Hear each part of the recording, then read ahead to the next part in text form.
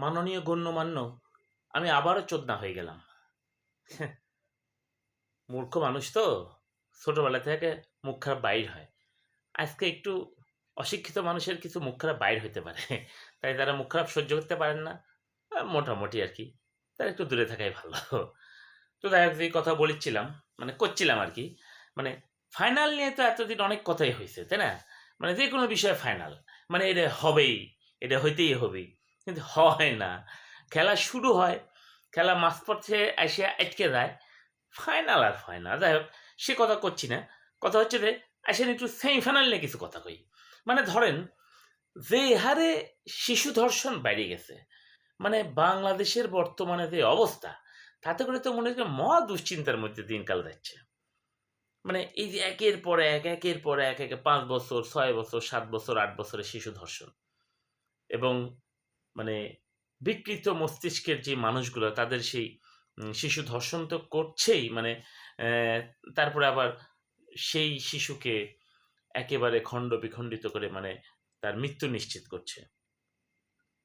ভদ্র ভাষায় বলছি, তারপরে শুরু হবে আর কি। যাই হোক, তা আমার কথা হচ্ছে যে এই যে আমরা বিভিন্ন আশ্বাস, বিভিন্ন পত্রিকায়, বিভিন্ন মিডিয়ায় এই সংবাদগুলো প্রচার হচ্ছে, তারপরে বিভিন্নভাবে ফলাও করে বলা হচ্ছে যে তাদেরকে জনসম্মুখে বিচার করা হোক, তাদেরকে বিভিন্ন দেশের কালচারের সাথে তুলনা করা হচ্ছে, যে দৌড়া মেরে বা পাথর মেরে বা তলোয়ার দিয়ে কতল করে বা গুলি করে শুট আউট যেটাকে বলে, একদম জনসম্মুখে তাদেরকে বিচার করা হোক।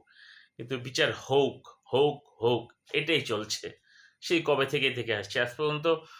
আমার জানা মতে কোনো শিশু বলাৎকার হয়েছে এবং সেই শিশুকে বলাৎকার করে মেরে ফেলা হয়েছে, তারপরে সেই আসামিকে ফাঁসিতে ঝুলিয়ে মেরে ফেলা হয়েছে, এই ধরনের গল্প আমি এখনো শুনিনি।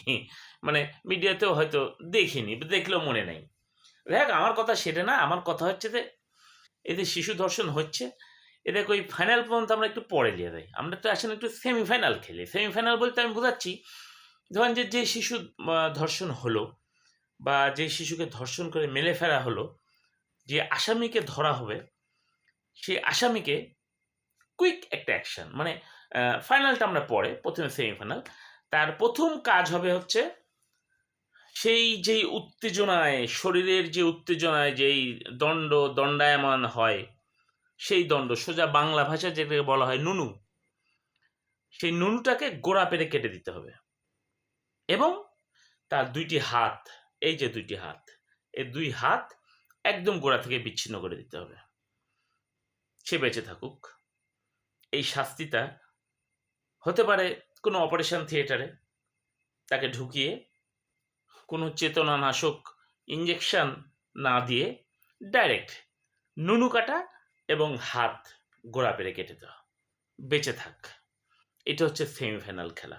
এতে করে কি হবে যদি একটু বুঝিয়ে বলি, দেখেন, যখন তার 2টি হাত থাকবে না, সে কিন্তু একদম সম্পূর্ণ পুরোপুরি পঙ্গুর মতোই বলা চলে। কারণ যার হাত নাই, তার কিন্তু পৃথিবীতে বেঁচে থাকা এক ধরনের পাপ, অভিশাপ।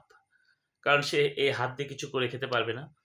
তার নিজের যদি পাছাও চুলকানো লাগে, অন্যের সাহায্য নিতে হবে। ধরাধরি, কামড়াকামড়ি তো আরো পরের হিসাব।